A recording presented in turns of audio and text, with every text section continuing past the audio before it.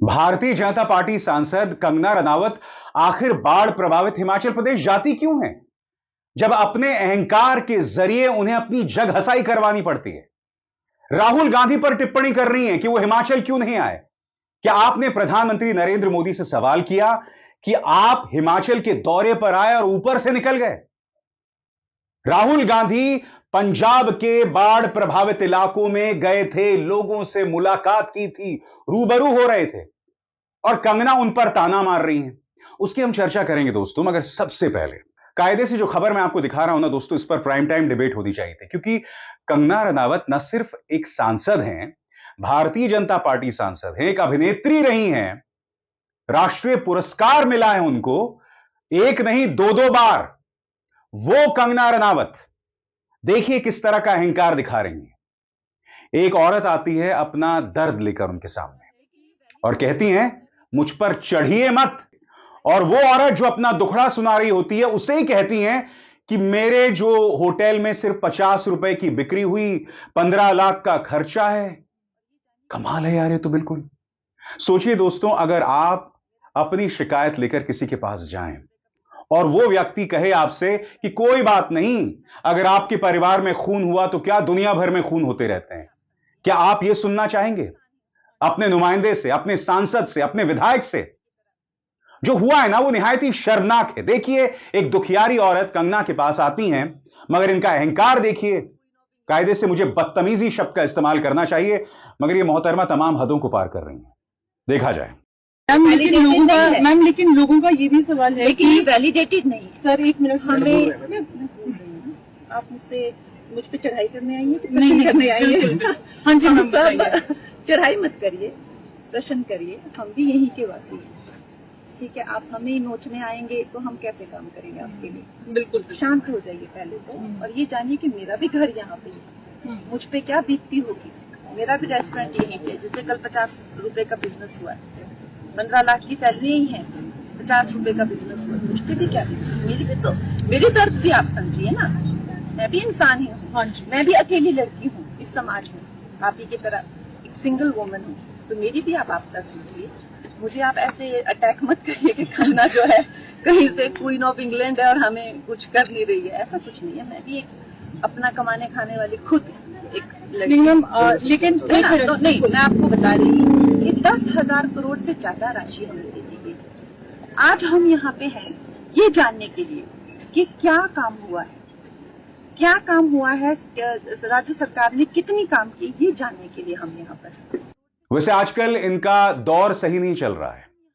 जावेद अख्तर के मामले में, मानहानि के केस में इन्हें माफी मांगनी पड़ी थी। हाल ही में याद कीजिएगा, किसानों को लेकर इन्होंने जो अभद्र टिप्पणी की थी, सुप्रीम कोर्ट ने इन्हें राहत नहीं दी थी। अब सामने आती है इस तरह की बात करके। याद कीजिएगा, अभी कुछ ही दिनों पहले उन्होंने एक इंटरव्यू दिया था, और उस इंटरव्यू में इन्होंने यह कहा था कि राजनीति तो मेरे लिए है ही नहीं, मेरा काम है आराम करना, मैं आराम प्रद जिंदगी के यूज्ड टू हूं, उसकी आदी हूं, मुझे राजनीति नहीं करनी है। और फिर इस तरह से आप जनता के बीच जाकर उनका मजाक बनाती हैं। याद कीजिएगा, उन्होंने यह तक कहा था कि मेरी कोई नहीं सुनता। अरे तो फिर आप सांसद क्यों बनी हुई हैं? अपने पद से इस्तीफा दीजिए ना। आप जाकर यह ड्रामा क्यों करती हैं? रोज ये महिला किसानों के बारे में, माइनॉरिटीज के बारे में बयानात देती हैं। याद कीजिएगा, इन मोहतरमा ने क्या कहा था कि 3 कृषि कानून जिससे इस सरकार को हटाना पड़ा था, उसे दोबारा लाया जाए। बाद में जेपी नड्डा कॉल करते हैं, माफी मांगती हैं। याद कीजिएगा, इन्होंने क्या कहा था कि किसान आंदोलन हो रहा था, वहां बलात्कार, हत्याएं हो रही थी, भारतीय जनता पार्टी को बयान देना पड़ा था, ये उनके निजी बयान है। ये मोहतरमा अपनी सरकार के लिए शर्मिंदगी का सबब बन रही हैं, मगर साहब मजाल है इनकी कहीं कोई चर्चा हो। मैं आपसे एक सीधा सवाल पूछना चाहता हूं, मीडिया को किस चीज का इंतजार होता है कि हर कार्यक्रम के लिए उन्हें टीआरपी मिले, जनता उन्हें देखे? कंगना कहने को एक सांसद हैं, मगर उनके हाव भाव अभी भी ओवर एक्टिंग करने वाली एक अभिनेत्री जैसा है। यानी कि मुझे कहना नहीं चाहिए, और मैं कहूंगा भी नहीं कि भाई वो नौटंकी करती हैं, मगर उनके हाव भाव में ना बहुत ड्रामा है। कायदे से मीडिया को दिखाना चाहिए, उन्हें टीआरपी भी मिलेगी, मगर चूंकि भारतीय जनता पार्टी की सांसद हैं, इसकी चर्चा कोई नहीं करना चाहता है। अब राहुल गांधी को ताना दे रही हैं कि उन्हें हिमाचल आना चाहिए था। सीधी सी बात, क्या प्रधानमंत्री से सवाल पूछा जाएगा कि आप पंजाब हिमाचल के ऊपर से क्यों होकर निकल गए? और याद कीजिएगा प्रधानमंत्री पर क्या आरोप लगा था कि वो भारतीय जनता पार्टी के कार्यकर्ताओं से मुलाकात कर रहे थे, पीड़ितों से मुलाकात नहीं की, क्योंकि प्रधानमंत्री को यह डर था कि असली पीड़ित उनके सामने आएंगे तो उनसे सवाल किए जा सकते हैं।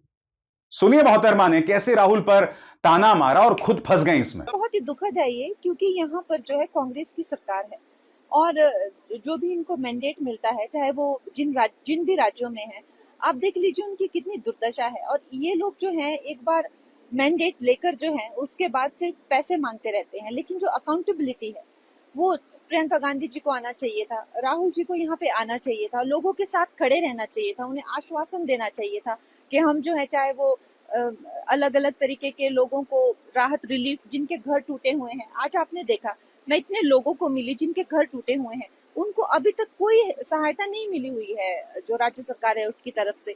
जो राज्य मार्ग जो टूटे हुए हैं, जहां जहां पे इन लोगों ने कच्चे डंगे दिए थे, आरसीसी के लगने हैं, उसकी भी कोई देख रेख नहीं हो रही है बिल्कुल।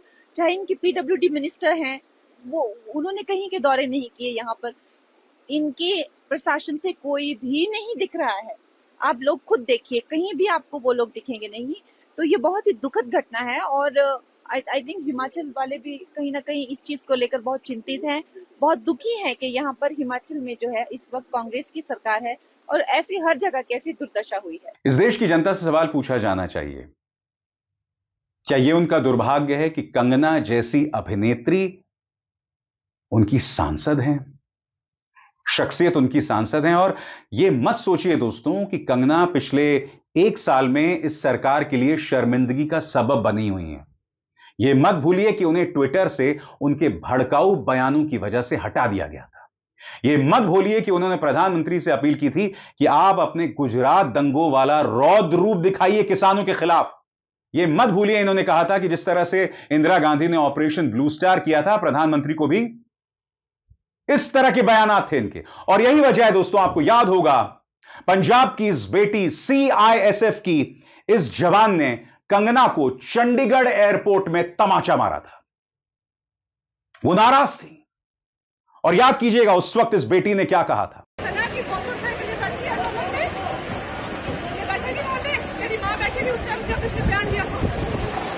और इस मंच पर उस वक्त भी मैंने आपसे कहा था कि मैं हिंसा का समर्थन नहीं करता हूं।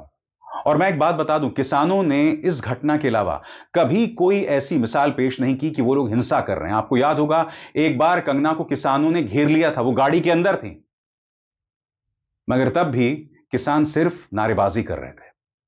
और दूसरी तरफ अगर बीजेपी के आलोचकों को इस तरह से घेर लिया जाता है तो उनका क्या हश्र होता है, ये मुझे आपको बतलाने की जरूरत नहीं। मैं पूरी जिम्मेदारी के साथ कहना चाहता हूं कि कंगना रनावत भारतीय राजनीति, सांसदी के नाम पर एक बहुत बड़ा एम्बैरेसमेंट है, शर्मिंदगी का सबब है।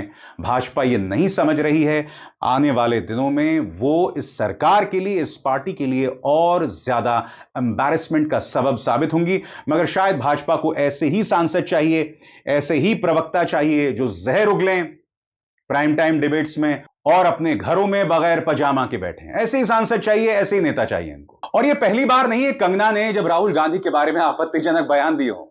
याद कीजिएगा उन्होंने इस फोटोशॉप तस्वीर की इस्तेमाल की थी जातीय जनगणना पर राहुल गांधी पर प्रहार करने के लिए। और बात वहां नहीं रुकी, बाय द वे इस मामले में भी उन पर केस दर्ज हुआ है। दूसरी बात, याद कीजिएगा इन्होंने यह तक कह दिया था कि राहुल गांधी का ड्रग टेस्ट होना चाहिए, यानी कि कहीं ना कहीं वो ये कह रही हैं कि राहुल गांधी शायद ड्रग्स का सेवन करती हैं। और मैं आपको याद दिलाना चाहूंगा कि इन्होंने खुद इस बात को स्वीकार किया था कि एक जमाने में वो ड्रग्स का सेवन किया करती थी। याद है कि भूल गए? सुनिए। ये सच है, मुझे ऐसा लगता था और ऐसा ही हुआ। जैसे ही मैं घर से भागी, 1.5-2 साल में मैं एक फिल्म स्टार थी, एक ड्रग एडिक्ट थी, एक ड्रग एडिक्ट थी, एक ड्रग एडिक्ट थी। मेरी ज़िंदगी में इतने सारे कांड चल रहे थे कि मैं ऐसे लोगों के हाथों में लग चुकी थी कि जहाँ से मुझे शायद मौत ही निकाल सकती थी। ये सब इतना सब डेंजर हो चुका था मेरी लाइफ में जब मैं टीनेजर ही थी अभी। तो सोच लो मैं कितनी खतरनाक हूं। तो ड्रग्स को लेकर इनका बयान आप सुन रहे हैं। फिर आपको याद होगा एक फिल्म के प्रमोशन पर इन्होंने क्या कहा था कि हम पार्टी करेंगे और क्या पिएंगे। सुनिए। भगवान करे, मैं भगवान करे इंशाल्लाह हम लोग ऐसा दिन आए कि हम लोग सब मनाली में जाएं और बर्फ में एंजॉय करें, दारू पिए। और फिर ये राहुल पर प्रहार करती हैं कि वो उनका ड्रग्स टेस्ट होना चाहिए। ये है हमारे सांसदों का स्तर, खासतौर से भारतीय जनता पार्टी के सांसदों का स्तर। जो काम स्मृति ईरानी किया करती थी, अब उसका जिम्मा इन मोहतरमा ने संभाल लिया है। अपना काम, यानी कि जो इनका काम है इनके राज्य में, वो तो इनसे करना नहीं आता। अब शायद ये मुख्यमंत्री बनने के सपने देख रही हैं। काम सिर्फ एक है, अनर्गल अहंकारी बयान दो, जो मैंने आपको कार्यक्रम की शुरुआत में सुनाया, या राहुल गांधी के खिलाफ सुपारी लेकर उन पर प्रहार करो। यही इनकी हकीकत है। अभिसार शर्मा को दीजिए इजाजत। नमस्कार।